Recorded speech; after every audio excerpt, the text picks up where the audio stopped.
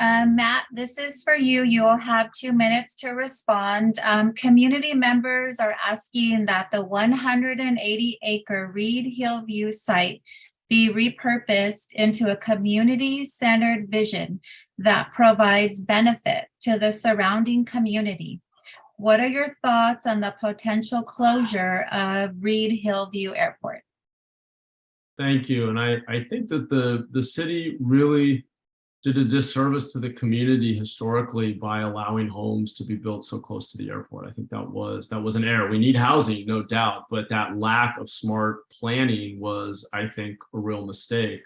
I am concerned that the issue seems to come up around elections. We treat it like a political football. It comes and goes. And I've heard from community members, frankly, on both sides of the issue, those who live near the airport who are overly impacted by it, others who want careers in aviation or take advantage of it or see the benefits as a reliever airport or as an emergency staging ground. And so it's a complex issue.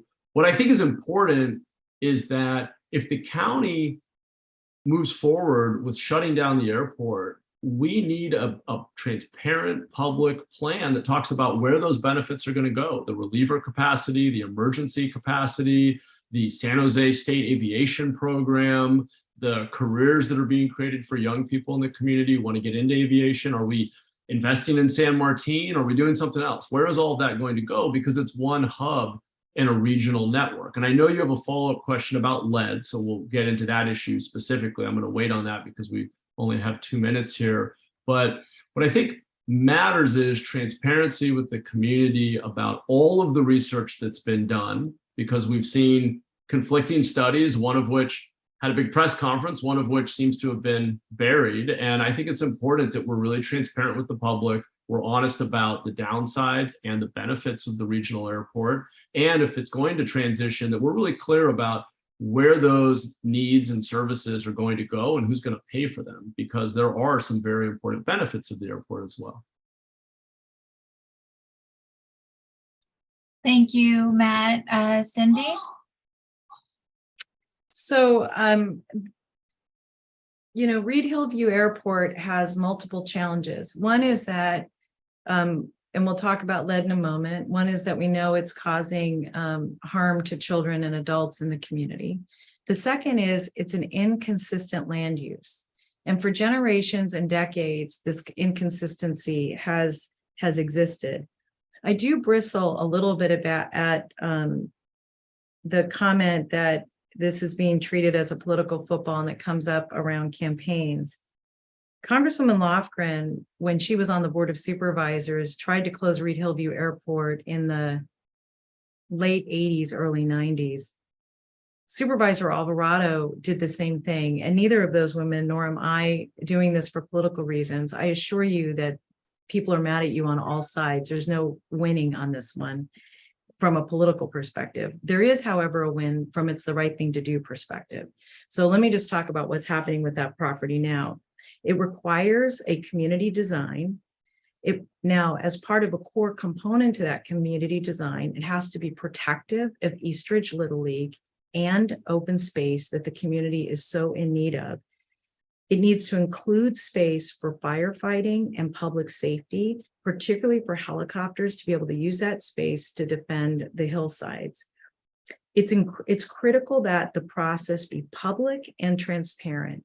We began the process a couple of years ago, and the process will begin again.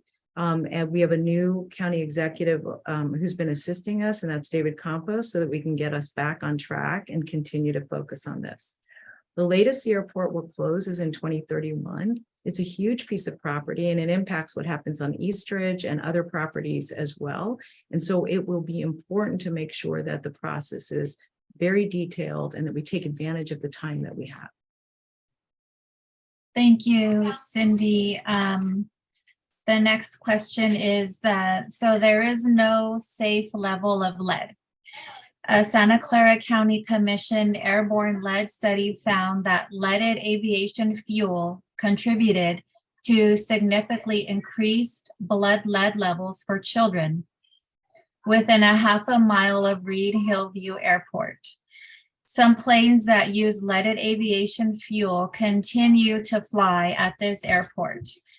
So what are your thoughts on the airborne lead level issue, Cindy? Thank you. Just as a reminder, for many of you who are listening who may not have been watching how this unfolded, when we brought the issue of the airport to the board, one of the issues that was raised by the pilots is that we did not have an independent study that looked at the impact of leaded aviation fuel at this airport, even though the EPA had done a regional and a national study, and it showed that Reid-Hillview had a very high level of lead being emitted into the air and then being ingested by children and adults in the community. So we did that study very specifically to answer that question. The second study that Mr. Mahan's referring to was a study that looked at soil. And we are going to need to look at the soil over and over again, especially as we look at what opportunities there are to reuse the land so that we can determine whether or not there are mitigations or mitigations that need to be addressed as part of the redevelopment of that property. And so my expectation is that we will have ongoing studies that look at all levels of the soil from the topsoil down as we would be looking at development. And not only for that, but we also have had aviation fluid out there for years and looking to see if there are spills or other things. As it relates to the issue about there was something else you raised. I think I'm running out. I remember. Sorry about that. As it relates to the issue of the safety of planes still flying in that are using leaded fuel, we are still fighting with the FAA. The FAA is asking us to allow for leaded fuel to be sold again. So that is a process that's ongoing, an investigation that the FAA is doing now that the county is trying to respond to.